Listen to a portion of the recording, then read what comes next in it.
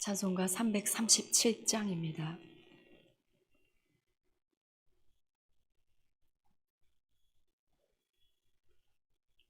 (337장입니다)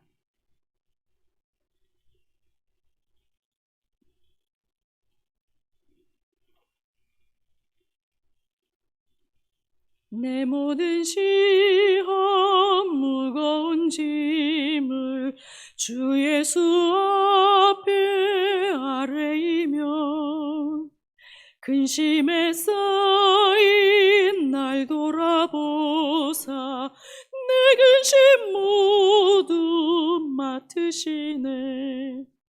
무거운 짐을 나홀로 지고 견디다 못해 쓰러질 때 불쌍히 여겨 구원해 주리 은혜의 주님 오직 예수. 내 모든 괴로움 닥치는 환난 주 예수 앞에 아뢰이면 주께서 친히 날 구해 주사 넓으신 사랑 베푸시네. 무거운 짐을 홀로 지고 견디다 못해 쓰러질 때 불쌍히 여겨 구원해 주리 은혜의 주님 오직 예수. 내 짐이 점점 무거워질 때 주 예수 앞에 아뢰이면 주께서 친히 날 구해 주사 내 대신 짐을 져주시네. 무거운 짐을 홀로 지고 견디다 못해 쓰러질 때 불쌍히 여겨 구원해 주리 은혜의 주님 오직 예수.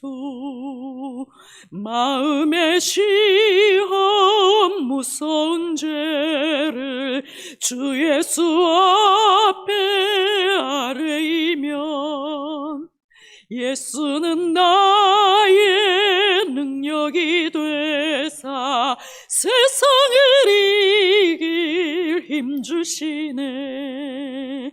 무거운 짐을 홀로 지고 견디다 못해 쓰러질 때 불쌍히 여겨 구원해 주리 은혜의 주님 오직 예수.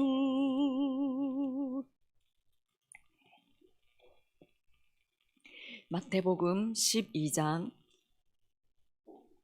1절에서 21절 말씀입니다. 마태복음 12장 1절에서 21절까지 교독하신 후에 마지막 절은 함께 읽겠습니다. 그때 예수께서 안식일에 밀밭 사이로 가실새 제자들이 시장하여 이삭을 잘라 먹으니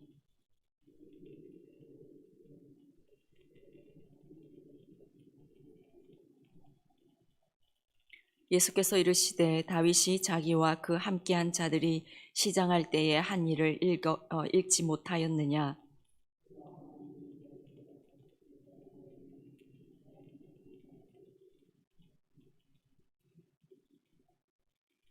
또 안식일에 제사장들이 성전 안에서 안식을 범하여도 죄가 없음을 너희가 율법에서 읽지 못하였느냐?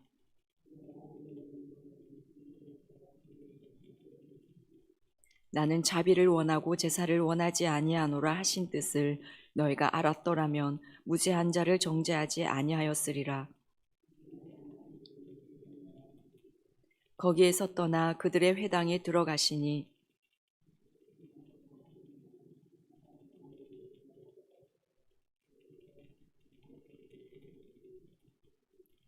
예수께서 이르시되 너희 중에 어떤 사람이 양 한 마리가 있어 안식일에 구덩이에 빠졌으면 끌어내지 않겠느냐.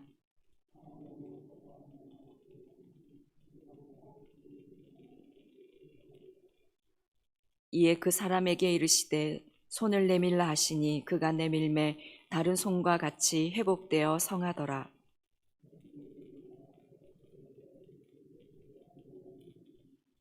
예수께서 아시고 거기를 떠나가시니 많은 사람이 따르는지라. 예수께서 그들의 병을 다 고치시고 이는 선지자 이사야를 통하여 하신 말씀하신 바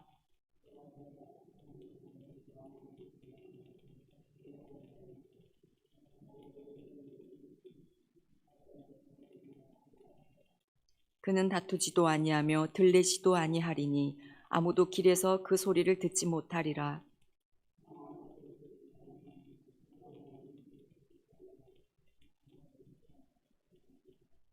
또한 이방들이 그의 이름을 바라리라 함을 이루려 하심이니라. 아멘. 어제 본문에서 예수님께서는 수고하고 무거운 짐 진 자들아 다 내게로 오라 라고 초청하셨습니다. 율법에 매여 고통 속에 살아가는 무거운 짐을 진 자들을 예수님께로 오라고 하셨습니다. 그들을 쉬게 하시며 참 안식을 주시는 분이 예수님이다 하셨습니다. 이제 오늘 본문에서는 예수님께서 하신 그 말씀을 밀밭과 회당에서 증명해 주십니다. 예수님께서 안식일에 밀밭 사이를 제자들과 함께 걷고 계실 때에 배가 고픈 제자들이 이삭을 잘라 먹었습니다. 이 모습을 바리새인들이 보고 있다가 2절에 보시면은 바리새인들이 보고 예수께 말하되 보시오 당신의 제자들이 안식일에 하지 못할 일을 하나이다. 바리새인들이 제자들이 안식일에 해서는 안 되는 일을 하고 있다고 정죄하며 비난하고 있습니다. 사실 제자들은 배가 고파서 그랬습니다. 1절에 나오는 시장하여라는 단어는 오랫동안 먹지 못해 굶주리다라는 뜻을 가지고 있습니다. 이런 경우 이삭을 잘라 먹는 행위는 율법적으로 허용이 되었습니다. 신명기 23장에서 극빈자를 위해서 타인의 밭에서 이삭을 따먹는 행위는 허용하였습니다. 율법이 금하는 것은 낫을 사용하여서 대량으로 베어가는 행위를 금한 것이었습니다. 그런데 바리새인들은 유대교의 규례인 미시나를 만들어서 안식일에 하지 말아야 할 일 39가지를 만들었습니다. 거기에 곡식을 자르지 말 것, 타작하지 말 것, 까부르지 말 것 등의 규정을 정해 놓았습니다. 그 기준에 의해서 제자들이 규례를 어겼다는 것입니다. 이렇게 바리새인들은 예수님을 향해서 사사건건 시비를 걸었습니다. 그러자 예수님은 그들의 공격에 휘둘리지 않으시고 그들에게 몇 가지 예를 통하여서 안식일의 본질을 설명해 주십니다. 다윗의 예를 들어서 먼저 설명을 해 주시는데요. 4절을 보시면 그가 하나님의 전에 들어가서 제사장 외에는 자기나 그 함께한 자들이 먹어서는 안 되는 진설병을 먹지 아니하였느냐. 원래 성전의 진설병은 제사장 외에는 먹어서는 안 되는 음식이었습니다. 그러나 다윗은 그의 무리와 함께 사울을 피해 도망하여 노베에 이르렀을 때 제사장 아히멜렉에게 떡이 있으면 달라고 요청했습니다. 그때 아히멜렉이 다른 먹을 것이 없자 성전의 진설병을 다윗에게 주어서 먹게 하였습니다. 이것은 아히멜렉 제사장이 위기 상황에서 율법을 문자적으로 지키는 것보다 사람을 더 중하게 여긴 그러한 사건이었습니다. 또 예수님은 5절을 보시면 또 안식일에 제사장들이 성전 안에서 안식을 범하여도 죄가 없음을 너희가 율법에서 읽지 못하였느냐. 예수님은 제사장들이 안식일을 범하여도 죄가 안 된다는 점을 지적해 주십니다. 제사장들은 안식일에 진설병을 먹을 수 있을 뿐만 아니라 진설병을 준비하기도 하고 제사를 드리는 데 필요한 작업들을 수행하였습니다. 이것은 성전에서 제사를 위한 일이었기 때문에 안식일을 범하는 것이 아니었습니다. 또 이 예를 들면서 예수님은 제사장과 같은 예수님의 제자들도 안식일 규례를 범하여도 정죄받지 않는다라는 뜻으로 말씀하신 것입니다. 우리가 좀 뛰어넘어서 9절을 보시겠습니다. 거기에서 떠나 그들의 회당에 들어가시니 예수님은 그들의 회당, 이 바리새인들의 회당에 들어가셨습니다. 회당은 바리새인들이 모여 있는 장소로 그들의 영향력이 더욱 강한 장소였습니다. 그곳을 예수님은 스스로 들어가셨습니다. 10절을 보시면 한쪽 손 마른 사람이 있는지라 사람들이 예수를 고발하려 하여 물어 이르되 안식일에 병 고치는 것이 옳으니까. 손 마른 환자는 손이 오그라들어서 펼 수 없는 증상을 가진 사람이었습니다. 본문의 병행 구절이 누가복음 6장 6절에서는 그 손이 오른손이었음을 말씀하고 있습니다. 그리고 신약 외경에 의하면 그 사람은 돌을 다루는 석공으로 말라버린 오른손을 고쳐 생계를 있게 해달라고 예수님께 호소하였다고 합니다. 이런 상황에서 바리새인들은 예수님을 고발하기 위해서 안식일에 병을 고치는 그것을 시험하고만 있습니다. 그것에 주목하고 있습니다.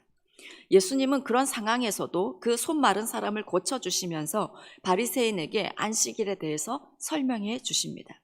11절부터 13절입니다. 예수께서 이르시되 너희 중에 어떤 사람이 양 한 마리가 있어 안식일에 구덩이에 빠졌으면 끌어내지 않겠느냐? 사람이 양보다 얼마나 귀하냐? 그러므로 안식일에 선을 행하는 것이 옳으니라 하시고 이에 그 사람에게 이르시되 손을 내밀라 하시니 그가 내밀매 다른 손과 같이 회복되어 성하더라. 하나님께서 안식일의 규정을 만드신 목적은 사람들의 행동을 제한하고 자유를 구속하기 위함이 아니었습니다. 6일간의 노동과 피로에서 해방시키고 하나님 안에서의 참 안식을 누리게 하기 위함이었습니다. 그래서 예수님은 마가복음 2장 27절에서도 안식일이 사람을 위하여 있는 것이요 사람이 안식일을 위하여 있는 것이 아니니 라고 말씀하셨습니다. 그러나 바리새인들은 하나님의 안식일의 이 제정의 의미를 이해하지 못하고 인위적으로 유정과 규례를 만들어서 율법 조항을 지키는 것이 안식일을 지키는 것이다 생각하였습니다. 그리고 그것으로 사람들을 구속하고 정죄하였습니다. 하지만 예수님은 손 마른 사람을 고쳐주심으로 안식일은 예수 그리스도를 통한 진정한 회복과 안식을 누리는 그것이 안식일을 지키는 것임을 말씀하고 계십니다. 오늘날도 교회에서 예배의 자리에 앉아 있었다고 영상으로 예배를 시청하였다고 안식일을 지킨 것이 아닙니다. 만약 그렇게 생각한다면 바리새인들의 가오를 따르는 것입니다. 우리는 안식일의 진정한 의미를 알고 그것을 누리는 자가 되기를 원합니다. 우리는 예배를 통해서 예수 그리스도와 깊은 영적 교제를 경험하고 우리 영혼에 부어주시는 새로운 힘을 공급받음으로 회복과 진정한 쉼을 누리는 그런 안식을 누리는 자들이 되기를 원합니다. 한편 오늘 본문을 보면서 예수님께서 바리새인들에게 참 많은 기회를 주시고 그들까지도 회개하여 돌이키기를 간절히 원하셨음을 발견하게 됩니다. 6절을 보시면 예수님께서 성전보다 더 큰 이가 여기 있느니라. 성전보다 더 큰 이, 예수님이 율법을 정하신 하나님이심을 말씀하고 계십니다. 8절에서 예수님은 그들에게 다시 한번 말씀하십니다. 인자는 안식일의 주인이니라 하시니라. 예수님을 정죄하고 고발하려고 하는 그 바리새인들에게 예수님은 안식일을 준수해야 하는 분이 아니라 안식일의 주인이심을 말씀하십니다. 하나님의 아들이심을 그들에게 가르쳐주고 계십니다. 지금 예수님은 6절과 8절 계속해서 바리새인들에게 당신께서 어떤 분인지 알려주셨습니다. 바리새인들은 예수님을 시기하며 사사건건 꼬투리를 잡으며 어떻게 하면 예수님을 고발할까 기회만 엿보고 있었습니다. 그런 그들을 향해 예수님은 그들이 던진 안식일에 대한 화두를 계기로 계속해서 예수님이 그리스도 되시며 하나님의 아들이심을 가르쳐주고 계십니다. 예수님은 바리새인들도 예수님이 메시아이심을 알기를 원하셨습니다. 그래서 예수님은 대놓고 인자는 성전보다 크다, 내가 안식일의 주인이다 라고 말씀하셨습니다. 이 정도 말씀하시면 뭔가 생각이라도 했어야 합니다. 저렇게 많은 능력을 행하시는 저분이 하나님의 아들이라고 말한다면 정말 그들이 그토록 기다리던 메시아가 아닐까 조금이라도 생각했어야 합니다. 그러나 그들은 전혀 그런 생각을 하지 않습니다. 예수님이 귀신 들린 자를 고쳐주신 것도 바알세부를 힘입어 하는 것이다 말할 정도였습니다. 그리고 14절을 보시면 바리새인들이 나가서 어떻게 하여 예수를 죽일까 의논하거늘 결국 예수님을 죽이기 위해서 의논합니다. 바리새인들은 겉으로는 하나님을 매우 잘 섬기는 사람들이었습니다. 하루 3번씩 정해진 시간에 철저히 기도하고 구제를 하며 금식하는 율법에 매우 철저한 그들이었습니다. 그러나 그들은 살인하지 말라는 계명이 있음을 너무나 잘 알면서도 예수님을 죽이기 위해 의논하였습니다. 바리새인들이 왜 이렇게 하였을까요? 여러 가지 이유가 있겠지만 마태복음 27장 18절에서는 이렇게 말씀합니다. 이는 그가 그들의 시기로 예수를 넘겨준 줄 알미더라. 그들 안에 시기심이 있었습니다. 바리새인들이 예수님을 시기하여서 빌라도에게 넘긴 것을 빌라도가 알았기 때문에 빌라도는 처음에 예수님을 풀어주려고 하였습니다. 그러나 바리새인들의 시기심은 예수님을 십자가의 죽음으로까지 몰고 가버렸습니다. 그들이 그렇게 오랫동안 기다렸던 메시아가 오셨고 메시아가 눈앞에 있었는데 그들은 메시아를 자신들의 손으로 죽였습니다. 물론 예수님의 십자가의 죽음은 하나님의 구속사를 이루기 위함이었고 예수님께서 친히 십자가에 달리신 것이지만 바리새인들의 시기심은 우리가 한 번쯤 생각하고 넘어가야 할 부분입니다. 바리새인들은 형식은 너무나 철저했습니다. 하지만 그들은 본질을 완전히 잃어버렸습니다. 하나님께서 이스라엘 백성들에게 율법을 주신 이유는 하나님을 경외하며 사랑하게 하기 위함이었습니다. 그리고 이웃을 사랑하게 하기 위함이었습니다. 이것을 위해서 율법을 주시며 지키라 하셨습니다. 그런데 바리새인들은 이것은 쏙 빼고 규례만 강조하며 그것을 잣대 삼아 규례를 지키지 않으면 모두를 정죄하였습니다. 바리새인들 안에 사람을 향한 사랑이 있었다면 그들은 제자들이 밀밭에서 이삭을 잘라 먹는 그 모습을 보고 정죄하는 것이 아니라 얼마나 배가 고팠으면 저럴까 먹을 것을 주었을 것입니다. 사람을 사랑하는 마음이 정말 있었다면 오른손이 말라버려 일을 할 수 없는 그 사람을 고쳐주시는 예수님을 보면서 감사했을 것입니다. 안식일에 사람에게 선을 행하는 것이 당연하다 생각했을 것입니다.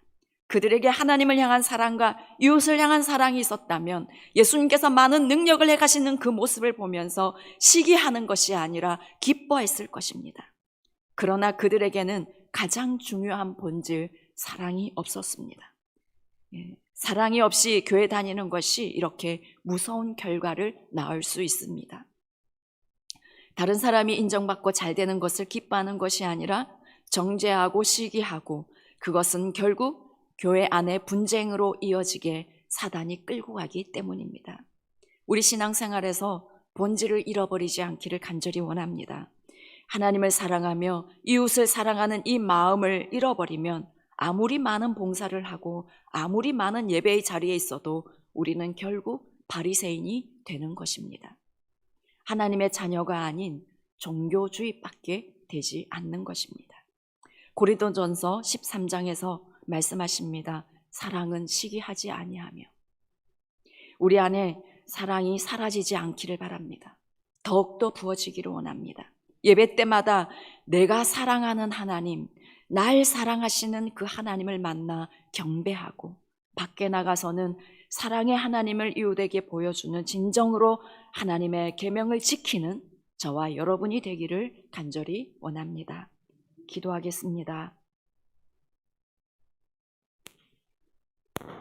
하나님 아버지, 이 코로나 시대 혹시나 우리 사랑하는 성도님들과 다음 세대들이 하나님을 사랑하는 마음을 잃어버릴까 염려가 됩니다. 하나님, 우리 모든 효성의 가족들, 우리 다음 세대들 마음속에 하나님을 사랑하는 마음 잃어버리지 않게 주님 도와주시옵소서. 더욱더 기도와 말씀을 붙들며 하나님을 바라고 하나님 향하여 가까이 나가는 자들 다 되게 도와주시옵소서. 하나님을 사랑하는 마음이 더 깊어지게 하여 주시고 하나님을 사랑하기 때문에 이웃을 사랑하는 마음 또한 더욱더 깊어지게 하여 주시옵소서. 하나님 아버지, 우리 교회 주일의 모든 예배들, 주중에 드려지는 모든 예배들, 그리고 우리 다음 세대들의 예배 가운데 하나님 아버지께서 함께하여 주시고 기름 부어 주십시오. 그래서 이 예배들을 통하여서 진정한 안식을 누릴 수 있도록 주님 축복하여 주시옵기를 원합니다. 하나님 아버지, 바리새인들까지도 사랑으로 포기하지 않으시고 기회를 주신 하나님 아버지, 그런데 우리는 혹시나 사랑 없이 형식만 남아서 남을 정죄하는 모습이 있다면 주님, 우리를 불쌍히 여겨주시고 용서하여 주시기를 원합니다. 사랑하기 위해 예배하고, 사랑하기 위해 가족이 되고, 사랑하기 위해 이웃이 되고 동료가 되었는데 우리는 그것을 잊을 때가 너무나도 많습니다. 주님, 우리를 불쌍히 여겨주시고 하나님 아버지, 우리에게 성령과 사랑으로 더 충만하게 하여 주시옵소서. 그리하여 하나님을 더욱더 뜨겁게 사랑하며 이웃을 뜨겁게 사랑함으로 하나님의 계명을 온전히 이루는 자들 다 되게 도와주시옵소서. 하나님 아버지, 오늘은 이웃을 위해서 여러 성도님들이 음식을 준비하며 섬기는 날입니다. 이 섬김 속에 사랑이 있게 하여 주시고 섬기는 분들에게 힘을 더하여 주시며 하나님의 사랑과 기쁨을 부어 주시옵소서. 영도를 사랑하시는 우리 하나님 아버지, 우리 교회를 통하여서 이 영도 땅에 하나님의 복음이 더욱더 널리 전해지게 하여 주시고 하나님의 사랑이 더욱더 전해지게 하여 주십시오. 그래서 우리 교회를 통하여 하나님 아버지, 이 영도 땅에 하나님의 다스림이 있게 하여 주시옵기를 간절히 원하옵나이다. 이 모든 말씀 우리 주 예수님의 이름으로 기도드립니다. 아멘. 하늘에 계신 우리 아버지, 아버지의 이름을 거룩하게 하시며 아버지의 나라가 오게 하시며 아버지의 뜻이 하늘에서와 같이 땅에서 이루어지게 하소서. 오늘 우리에게 일용할 양식을 주시고 우리가 우리에게 잘못한 사람을 용서하여 준 것 같이 우리 죄를 용서하여 주시고 우리를 시험에 빠지지 않게 하시고 악에서 구하소서. 나라와 권능과 영광이 영원히 아버지의 것입니다. 아멘.